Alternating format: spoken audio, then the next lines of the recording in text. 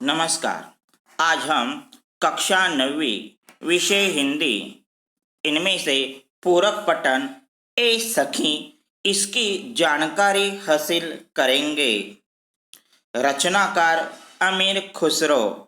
उनका जन्म 1256 पटियाली एटा उत्तर प्रदेश राज्य में हुआ। उनकी मृत्यु 1325 में हुई। परिचय।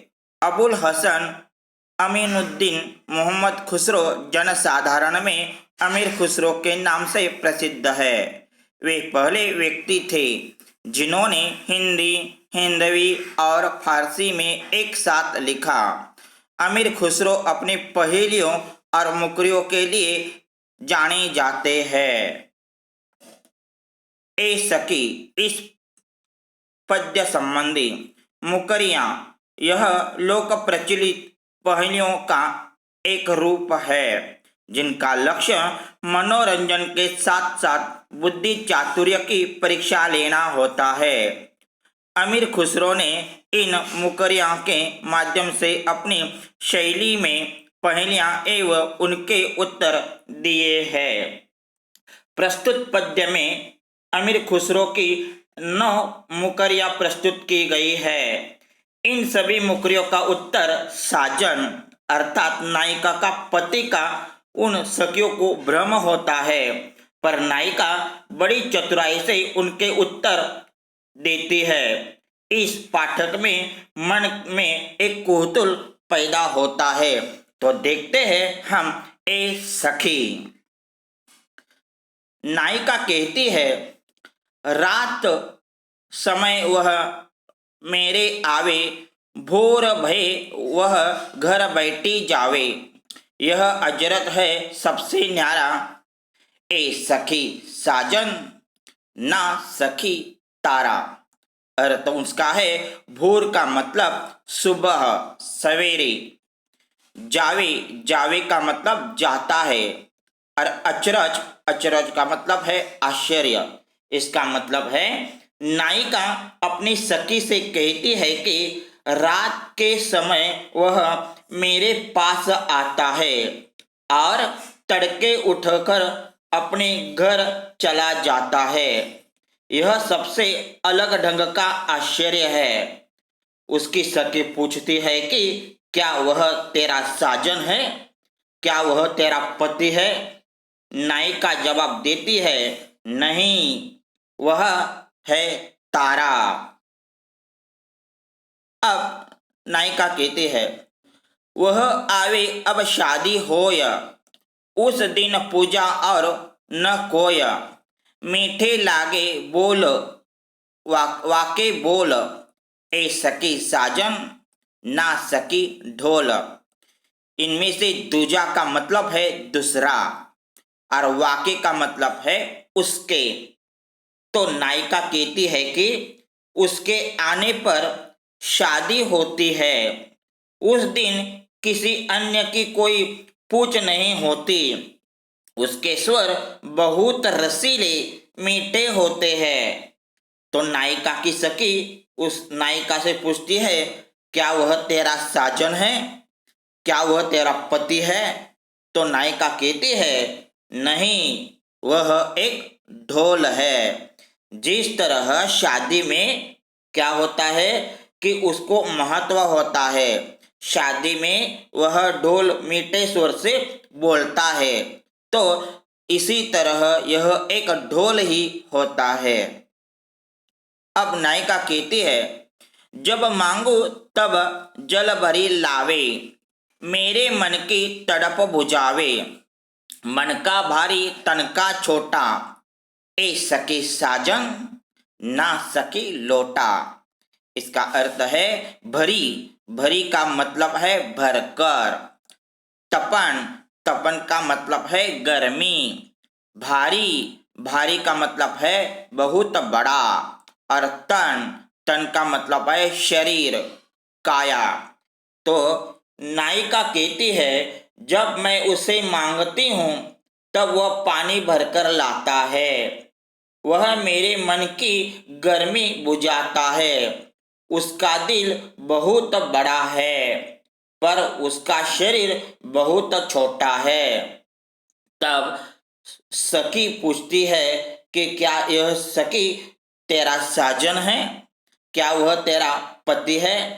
तो नायिका जवाब देती, नहीं, वह कौन है? लोटा है। जैसे वह क्या करता है लोटा, जो गर्मी के दिनों में अपनी प्यास बुझाता है, मन की प्यास बुझाता है, इसके कारण उसका दिल कैसा है? बहुत बड़ा है। वह तन का कैसा होता है रे? वह तन का छोटा है। और इसी तरह वह कौन होता है? साजन नहीं, तो वह कौन है? लोटा है। अब जो कहती है नायिका कहती है, बेर बेर सोवत ही जगावे, ना जागू तो कांटे खावे, व्याकुल हुई मैं हक्की बक्की, ए सखी साजन ना सखी मक्खी। इसका अर्थ है बेर बेर बार बार, सोबत ही नींद से, और व्याकुल का मतलब है बेचैन। इसका मतलब है नायिका कहती है कि वह बार बार मुझे सोते से जगा देता है, यदि मैं नहीं जागती तो वह मुझे काटता है। इससे मैं बहुत विकल और आश्चर्यचकित हूँ। तो नायिका की सखी को लगता है कि क्या वह तेरा साजन है, क्या वह तेरा पति है? तो नायिका जवाब देती है कि वह साजन नहीं, वह एक मक्खी है। जैसे वह मक्खी तो हमें मालूम है कि हम सोते वक्त बार बार वह जगा देती है, और जगाते नहीं तो हमें काटती है, और इसके कारण हम विकल और आश्चर्य होते हैं। तो जैसे वह साजन नहीं तो वह क्या होती है? एक मक्खी है। अब नायिका कहती है, अति सुरंग है रंग रंगीलो, है गुणवंत बहुत चुटकीलो, राम भजन बिन कभी न सोता, क्यों सकी साजन ना सकी तोता। इसका अर्थ है सुरंग का मतलब है सुंदर रंग, गुणवंत का मतलब है गुणवान, चिटकेलो का मतलब है चमकदार। जैसे नायिका कहती है कि उसका रंग बहुत सुंदर है, वह बहुत खूबसूरत है, वह रंग रंगीला है, वह गुणी है, गाढ़े चमकदार रंग वाला भी है, वह बिना राम राम कहे कभी सोता नहीं है। तब उसकी सखी को लगता है कि क्या यह सखी तेरा साजन है, क्या यह सखी तेरा पति है? तब वह नायिका कहती, नहीं, वह साजन नहीं, वह तोता है। जैसे तोता कैसा होता है? बहुत सुंदर होता है, तोता बहुत खूबसूरत होता है, रंग रंगीला होता है, गुणवान होता है, चमकदार रंग वाला होता है, और राम राम का भजन बिना कहे वह नहीं सोता, तो वह साजन नहीं, वह कौन है? एक तोता ही है। अब नायिका कहती है, अर्ध निशा वह आयो भवन, सुंदरता वर्णे कवि कौन, निर्कत ही मन भयो आनंद, क्यों सकी साजन ना सकी चंद। अर्थ है अर्ध निशा का मतलब है आधी रात, भवन भवन का मतलब है भवन, घर, मकान, सदन, वर्ण का मतलब है वर्णन करना, और निर्गत ही है का मतलब है देखते ही। तो नायिका कहती है कि वह मेरे घर में आधी रात को आया, वह इतना सुंदर है कि उसकी सुंदरता का वर्णन कोई कवि भी नहीं कर सकता। उसे देखते ही मेरा हृदय आनंद से भर उठा। उसकी सखी पूछती है कि क्या यह सखी तेरा साजन है, क्या यह सखी तेरा पति है? तब नायिका कहती, नहीं सखी, वह साजन नहीं, वह एक चंद्रमा है।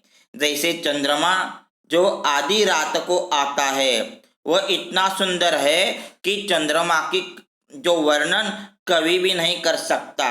यह आते वक्त हमारा हृदय आनंद से भर उठता है।